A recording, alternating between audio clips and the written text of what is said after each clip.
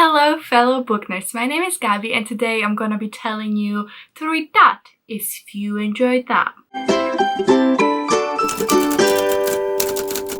Hello, welcome to another video. Today's premise is pretty simple. I will tell you a popular book, and if you enjoy that book, this is another book that you should be reading.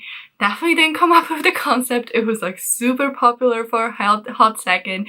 I remember watching Hailey do this, but I'm sure other people did as well. Like loads of people did this way back when. And I always really enjoyed the concept, but I find it a little bit hard to find books that match. But then something clicked in my head and I was like, ooh, this book is just like the other book, and if you enjoy that book, you would enjoy this one. And the video came to me and I found books and I want to talk to you about them. So I hope you understand the premise of the video, but as we go, you'll also understand even more. I've separated these a little bit by genre.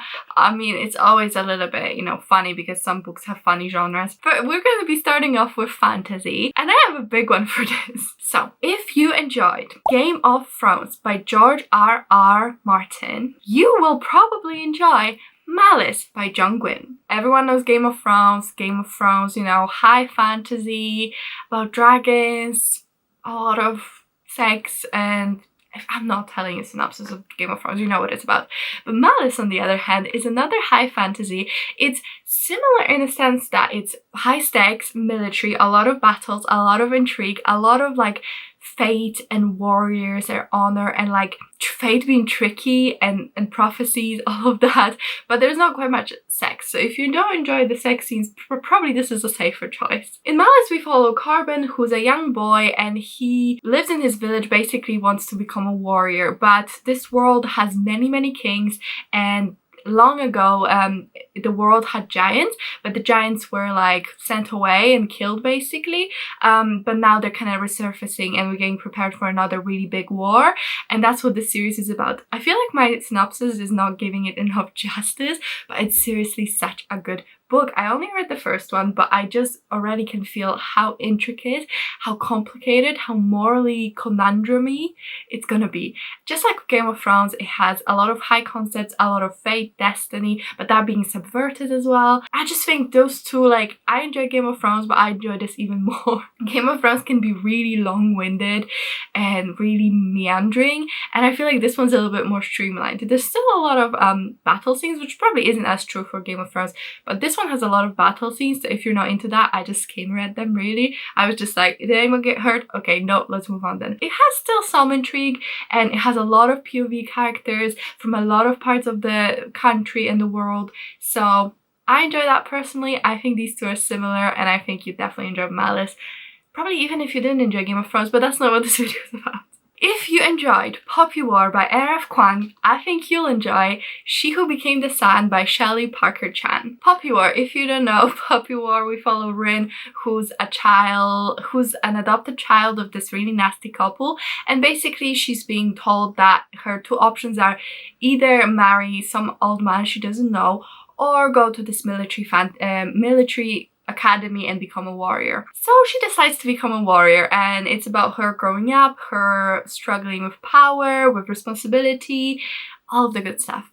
Then She Who Became the Sun, it's a gender-bent retelling of the rise of the Ming Dynasty. So we follow a girl whose brother is promised greatness, however he dies really young, so she decides to claim his fate and become him, and goes to a monastery dressed as a boy and basically grows up there. These two are very similar with the protagonists. So the protagonists in both of these are just ruthless, willing to do anything to survive because of where they came from. Both came from poverty, being abused, and that just really made them resilient. I don't know what other word I could use to tell it more. Resilient is the word.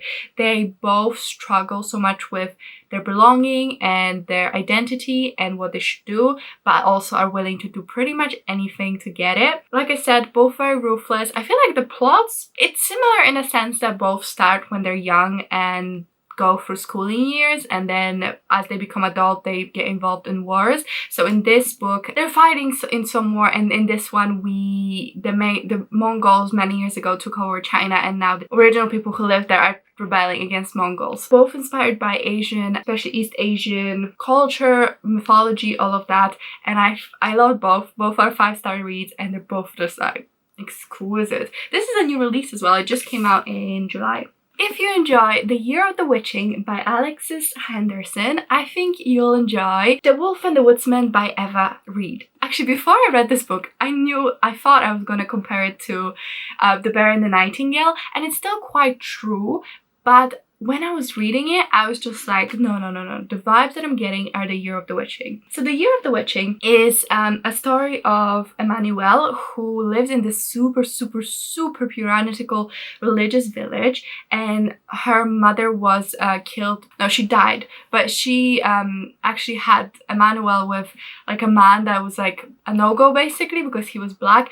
So Emmanuelle grew up with her mother's family, but always felt ostracized, and she finds out that her mother might have had something to do with the witches and stuff like that. In The Wolf and the Woodsman, we follow Evike, who lives in a village where every woman and girl has a magical power. However, she doesn't have any power, and because of that, she gets given up to the Woodsmen, who are the king's men, who take a girl every couple of years to give to the king. I think these two have such some similar vibe, because this is a horror and this is just a fantasy, but I would say it's a dark fantasy. It feels like a dark fairy tale. It's based on Jewish and Hungarian culture and mythology, and I think the feeling was both of these have words that are very creepy, and just the magic, the type of magic they have as well, super creepy in both of these. In this one we have the witches, which is just have very visceral, gross, body mingling type of magic, and this one kind of similar. All these ancient creatures, magical creatures that will like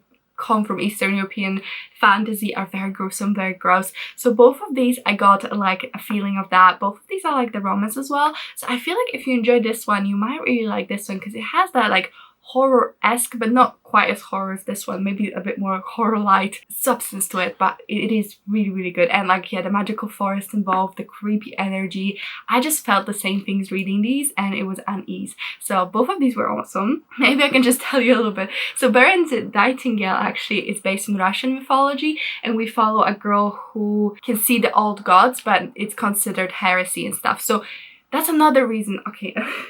Another thing all of these have in common is the theme of religion, and like super puritanical, strict religion. So in this one, your magic comes from different gods and stuff, and there's a faction of people that kind of are supposed to be coded Christians and stuff, and like a very strict kind of Christian. She lives in basically a cult, and there's very serious like Christian puritanical vibes here as well. So all of these really, if you enjoy each of them, maybe you'll enjoy the other ones. If you enjoy Illuminae by G. Christoph and Amy Kaufman, you might enjoy Sleeping Giants by Sylviane Nouvelle.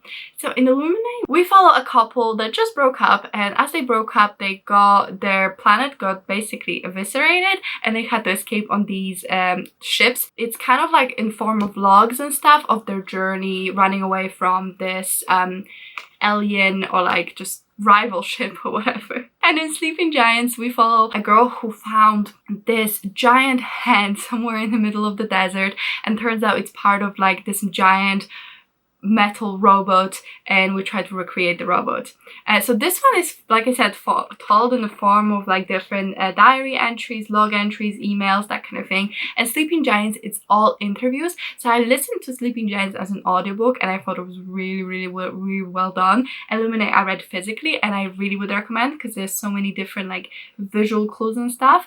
I loved Illuminae. I actually thought it was done so well, so interesting, engaging, and so much fun to read. And Sleeping Giants as well, I thought it was brilliant. Had a lot of fun reading it.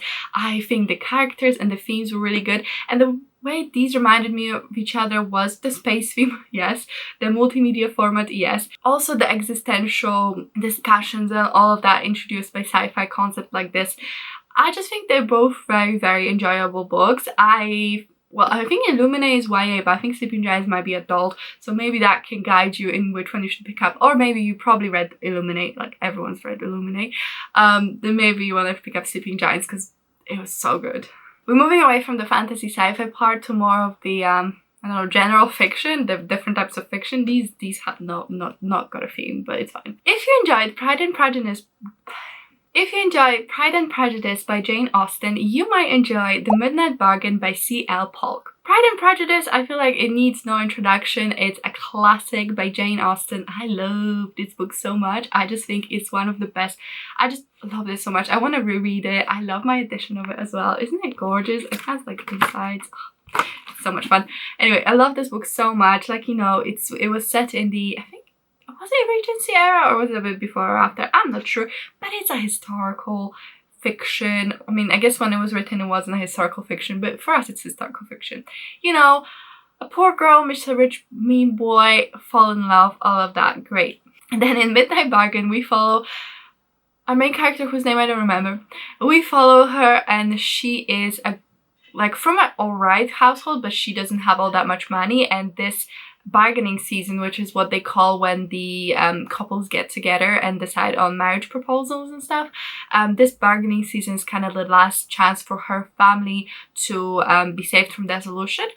But the tricky, the twist in this is that there's magic in this world, and men have free access to magic. They can go to these places called charter houses and train in how to use magic. Women are allowed to use magic until they get married. Once they get married, they get this collar put on them that cuts off all of their access to magic. And our main character falls in love with a very rich boy, but kind of is torn between her independence and her magic versus saving her family and getting with the pretty boy. I think, well, first of all, they're both Regency. They're both about like engagements. Both have rich men and headstrong women. Actually, Bridgerton, I heard it compared to the Midnight Bargain. I actually heard it compared to Bridgerton, which was very accurate. So if you enjoy Bridgerton, you probably enjoy that as well. But I just think it kind of recreated that wonderful feeling I had when reading Pride and Prejudice. Just, you know, this propriety and manners and balls and all of that. Like, it just has its own vibe. And I think this recreates it very well,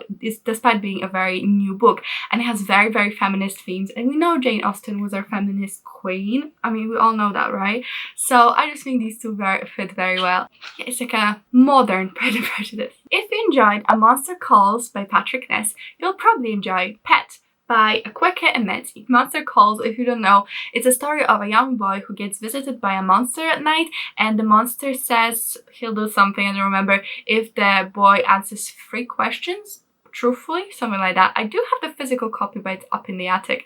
And Pet, it's about this young girl who lives in a world where there are no monsters. Every kind of evil was eradicated from their town. But one day, one of her mother's paintings comes to life, and he is kind of looking monster-ish, but he says that there's another monster in the village and they have to hunt it.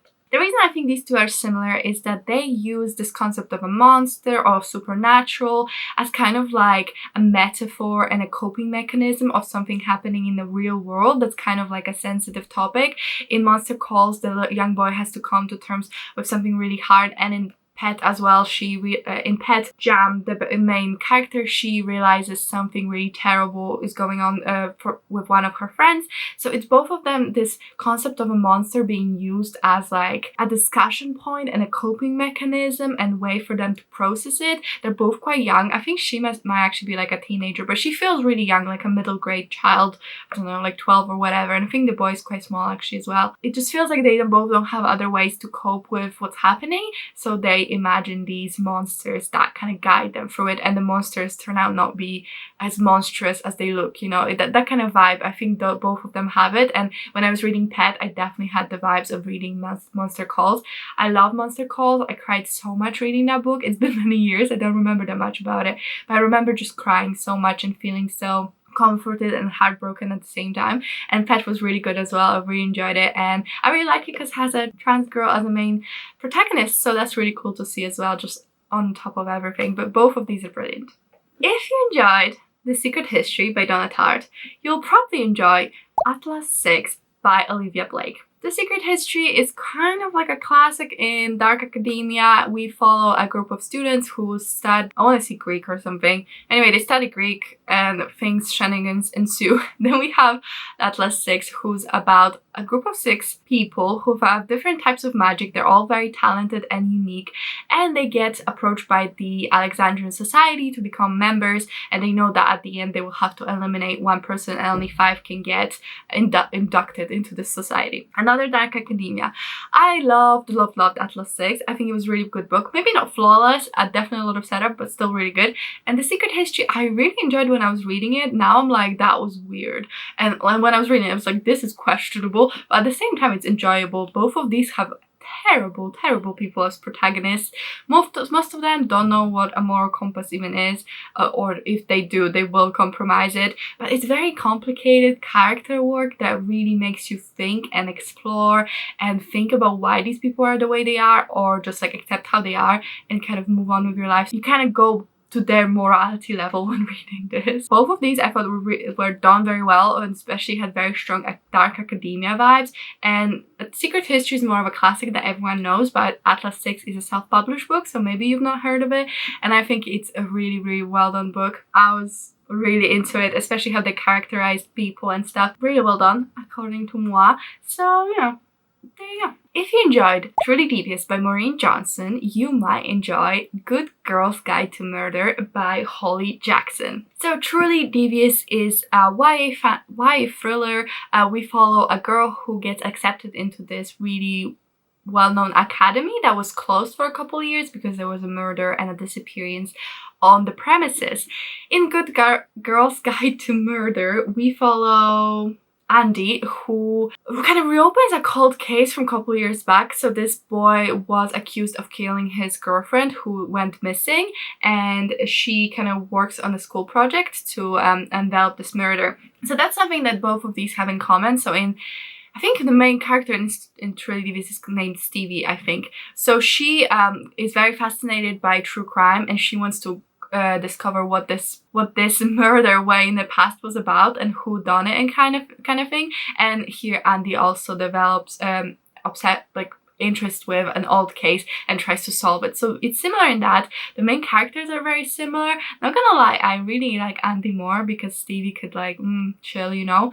I really like Truly Devious, the first book. I thought it was really well done, really fun, really fast paced, really intriguing. Second book I liked. Third book I did not like, and I did not think that it needed to be 3 books long. And now there's like another book in the series. And this one actually has sequels as well, which I actually have on my I actually have it on my shelf, so we'll see. I haven't read it yet. But I think the problem with Truly Devious having sequels was that they were trying to stretch this one mystery over 3 books, and at some point it gets really tedious having to wait so long and not getting any closure. But this book closed this one investigation completely, and I think the next book follows the same characters but completely different case, which I think personally will work better.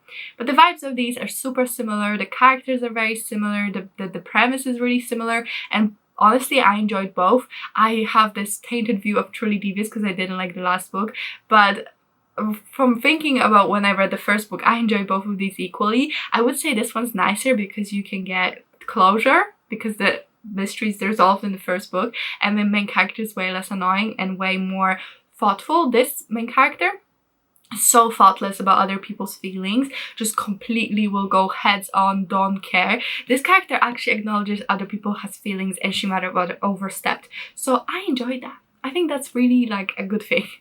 So both of these were enjoyable and I would pick them up. Very fun thrillers, but this one especially. The last books. If you enjoyed When No One Is Watching by Alyssa Cole, you might enjoy Lakewood by Megan Giddings.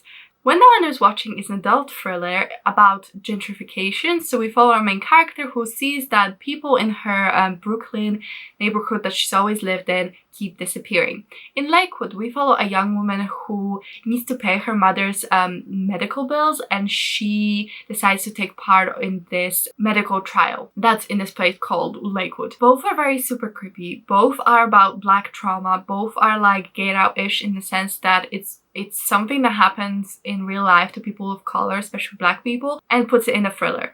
So When No One Is Watching, I really enjoyed the sense of dread and how it was building and building and building and then burst, and how you notice something's wrong and you just keep going and it gets worse and worse and worse.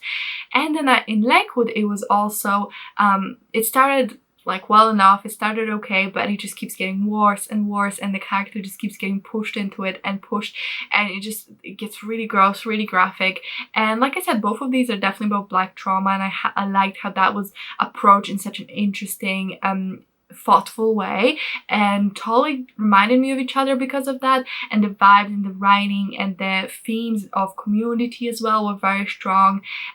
So overall, both of these were really good thrillers, really enjoyable. I listened to both of these. Lakewood's a bit hard to listen to because there's some body gore and I'm not into that, but it was still a good audiobook, and when no one's watching was really fascinating too. So I would recommend both of these. I think they were both really good choices. Okay, thank you so much for watching this video. I'm trying not to move so I don't make this fall. Let me know what you thought about my recommendations. Did they make sense? Did you read any of these and do you agree, disagree? If you have a book that you know I've read, or any of these that you have a book that reminds you of it, let me know. I would love to know, because then I can read even more books. Without waffling too much, I just want to say thank you for watching my video. If you enjoyed it, if you could comment, like and subscribe, I would really appreciate it. But that's it from me, and I'll see you in my next one. Bye!